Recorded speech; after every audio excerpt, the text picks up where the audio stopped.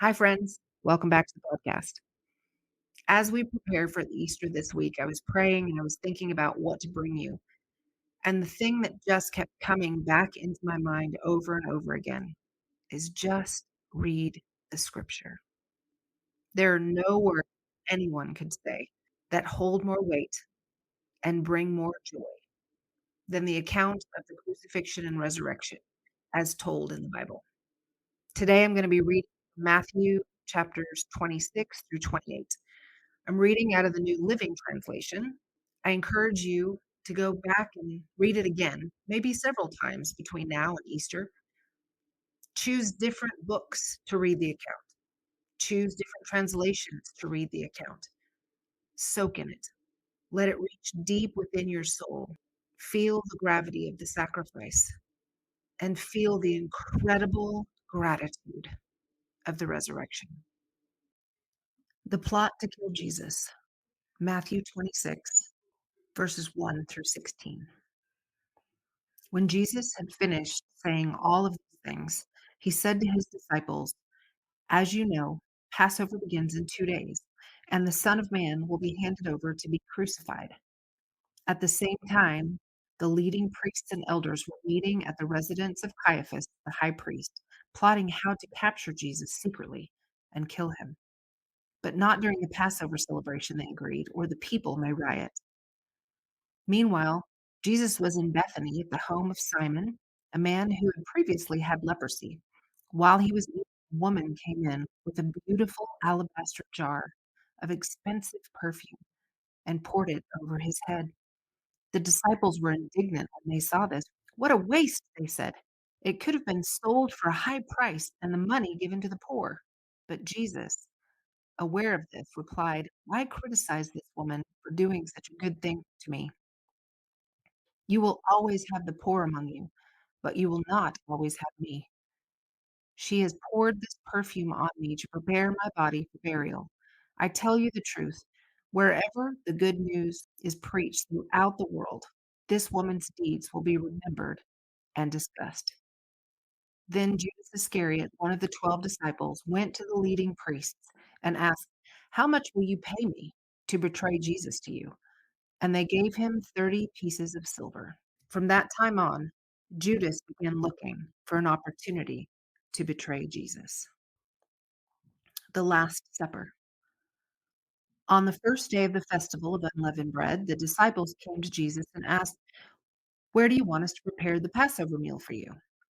"As you go into the city," he told them, "you will see a certain man. Tell him, 'The teacher says, my time has come, and I will eat the Passover meal with my disciples at your house.'"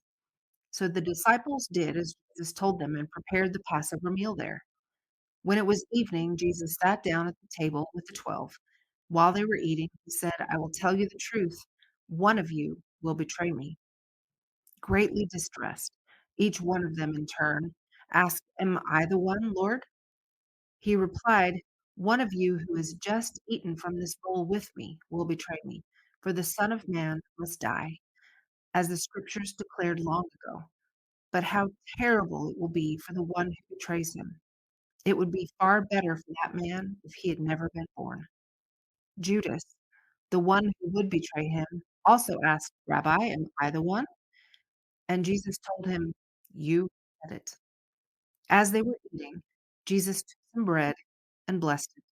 Then he broke it in pieces and gave it to the disciples, saying, "Take this and eat it, for this is my body." And he took a cup of wine and gave thanks to God for it. He gave it to them and said, "Each of you drink from it, for this is my blood, which confirms the covenant between God and his people. It is poured out as a sacrifice to forgive the sins of many. Mark my words, I will not drink wine again until the day I drink it new with you in my Father's kingdom." They sang a hymn and went out to the Mount of Olives. Jesus predicts Peter's denial.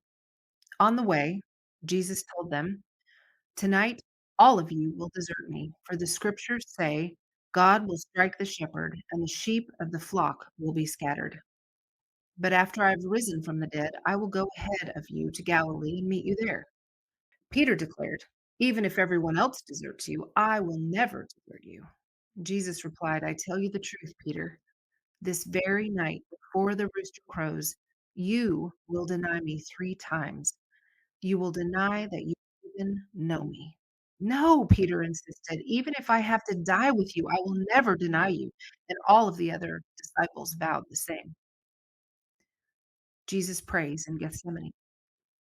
Then Jesus went with them to the olive grove called Gethsemane, and he said, "Sit over here while I go there to pray."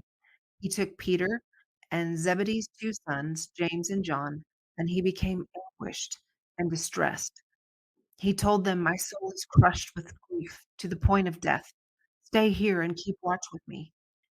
He went on a little farther and bowed with his face to the ground, praying, "My Father, if it is possible, let this cup of suffering be taken away from me. Yet I want your will to be done, not mine." Then he returned to the disciples and found them asleep.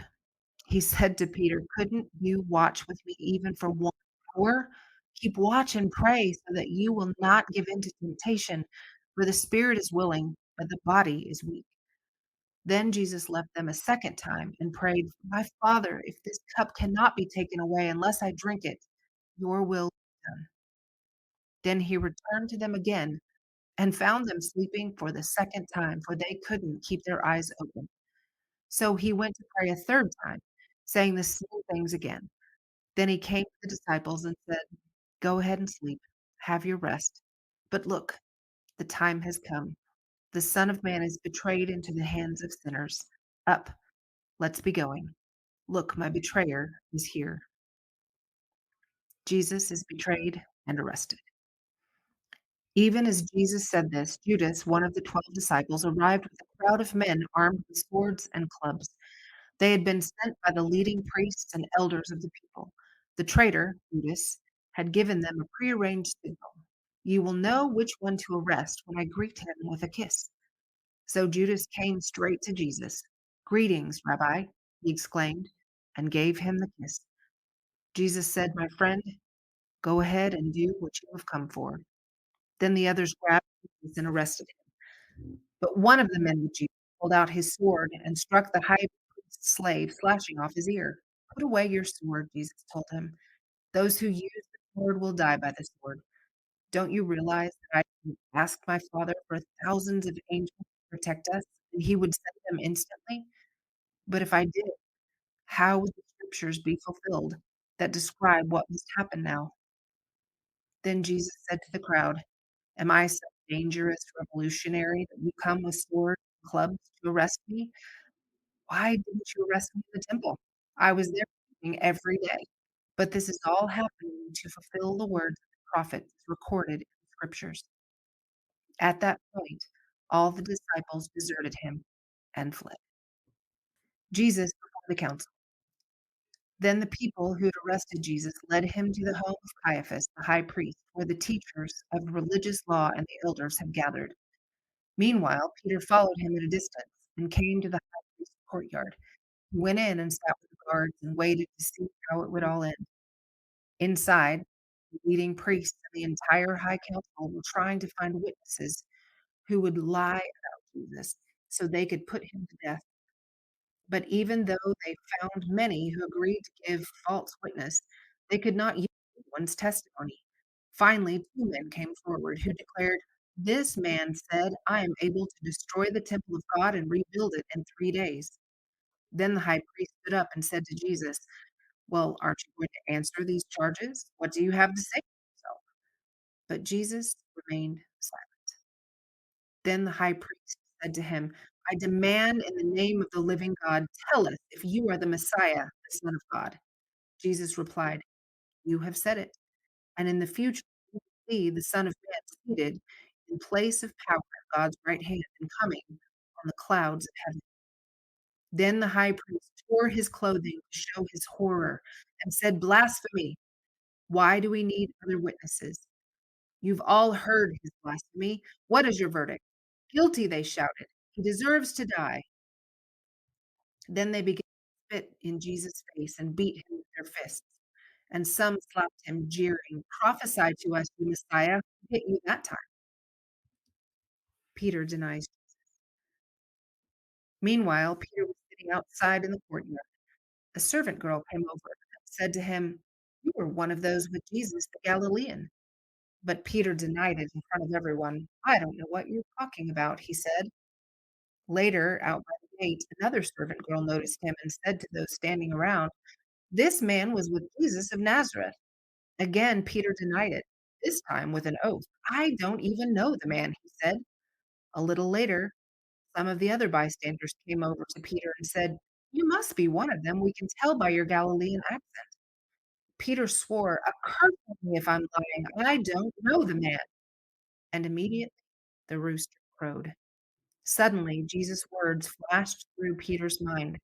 "Before the rooster crows, you will deny me 3 times. You will deny that you even know me."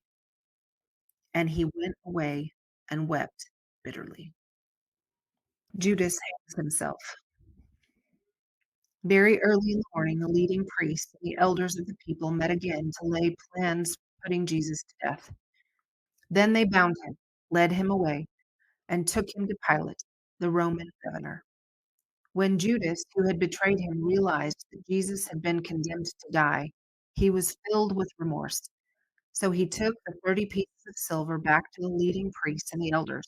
"I have sinned," he declared, "for I have betrayed an innocent man." "What do we care?" they retorted. "That's your problem." Then Judas threw the silver coins down in the temple and went out and hanged himself. The leading priest picked up the coins. "It wouldn't be right to put this money in the temple treasury," they said, "since it was payment for murder." After some discussion, they finally decided to buy the potter's field, and they made it into a cemetery for foreigners. That is why the field is still called the Field of Blood. This fulfilled the prophecy of Jeremiah that says, "They took 30 pieces of silver, the price at which he was valued by the people of Israel, and purchased the potter's field, as the Lord directed." Jesus' trial before Pilate. Now Jesus was standing before Pilate, the Roman governor. "Are you the king of the Jews?" the governor asked him. Jesus replied, "You have said it." But when the leading priests and elders made their accusations against him, Jesus remained silent. "Don't you hear all the charges they're bringing against you?" Pilate demanded. But Jesus made no response to any of the charges, much to the governor's surprise. Now it was the governor's custom each year during the Passover celebration to release one prisoner to the crowd, anyone they wanted. This year there was a notorious prisoner, a man named Barabbas. As the crowds gathered before Pilate's house that morning, he asked them, "Which one do you want me to release to you, Barabbas or Jesus, who is called the Messiah?" He knew very well that the religious leaders had arrested Jesus out of envy. Just then, as Pilate was sitting on the judgment seat, his wife sent him this message: "Leave that innocent man alone. I suffered through a terrible nightmare about him last night." Meanwhile, the leading priest elders persuaded the crowd to ask for Barabbas to be released and for Jesus to be put to death. So the governor asked again, "Which of these two do you want me to release to you?" The crowd shouted back, "Barabbas." Pilate responded, "Then what should I do with Jesus, who is called the Messiah?" They shouted back, "Crucify him." "Why?" Pilate demanded. "What crime has he committed?" But the mob roared even louder, "Crucify him." Pilate saw that he wasn't getting anywhere and that a riot was developing. So he sent for a bowl of water and washed his hands before the crowd, saying, "I am innocent of this man's blood. The responsibility is yours." And all the people yelled, "We will take responsibility for his, we and our children." So Pilate released Barabbas to them. He ordered Jesus flogged with a lead tipped whip, then turned him over to the Roman soldiers to be crucified. The soldiers mocked Jesus. Some of the governor's soldiers took Jesus into their headquarters and called out the entire regiment. They stripped him and put a scarlet robe on him. They wove thorn branches into a crown and put it on his head. They placed a reed stick in his right hand as a scepter, and they knelt before him in mockery, taunted, "Hail, King of the Jews!" and they spit on him, and they grabbed the stick and struck him on the head with it. And when they were finally tired of mocking him, they took off the robe, put on his own clothes again. Then they led him away to be crucified. The crucifixion. Along the way, they came across a man named Simon who was from Cyrene, and the soldiers forced him to carry Jesus' cross. And they went out to a place called Golgotha, which means place of the skull. The soldiers gave Jesus wine mixed with bitter gall, but when he tasted it, he refused to drink it. After they had nailed him to the cross, the soldiers gambled for his clothes by throwing dice. Then they sat around and kept guard as he hung there. A sign was fastened above Jesus' head, announcing the charge against him. It read, "This is Jesus, King of the Jews." Two revolutionaries were crucified with him, one on his right and one on his left. The people passing by shouted abuse, shaking their heads in mockery. "Look at you now," they yelled at him. "You said you were going to destroy the temple and rebuild it in 3 days. Well, then, if you are the Son of God, save yourself and come down from the cross." The leading priests and teachers of the religious law and the elders also mocked Jesus. "He saved others," they scoffed, "but he can't save himself. So he is the King of Israel, is he? Let him come down from the cross right now, and we will believe in him. He trusted God, so let God rescue him now if he wants. For he said, 'I am the Son of God.'" Even the revolutionaries who were crucified with him ridiculed him in the same way. The death of Jesus.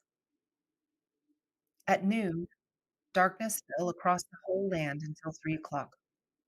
And at 3 o'clock, Jesus called out with a loud voice, "Eloi, Eloi, lama sabachthani," which means, my God, why have you abandoned me?" Some of the bystanders understood and thought he was calling out for the prophet Elijah. One of them ran and filled a sponge with sour wine, holding it up to him on a reed stick so he could drink it.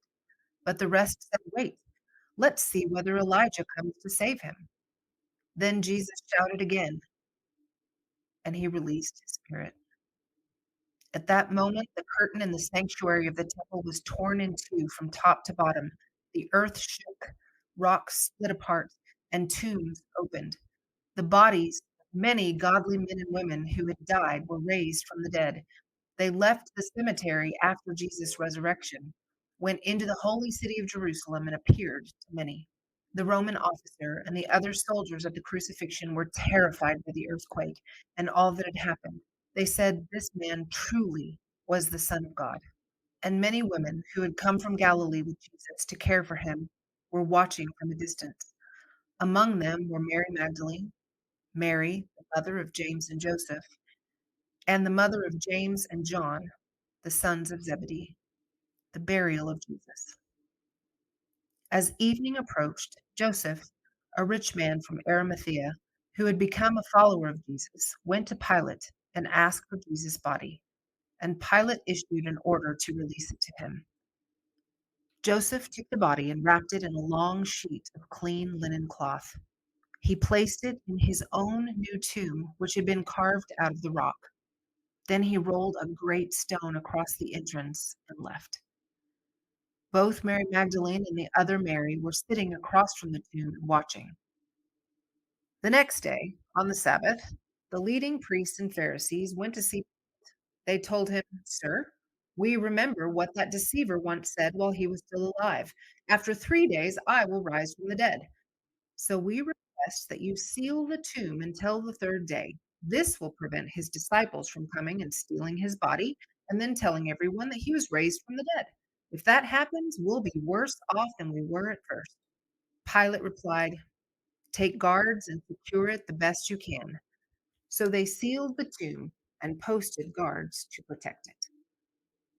Early on Sunday morning, as the new day was dawning, Mary Magdalene and the other Mary went out to visit the tomb. Suddenly there was a great earthquake, for an angel of the Lord came down from heaven, rolled aside the stone, and sat on it. His face shone like lightning, and his clothing was as white as snow.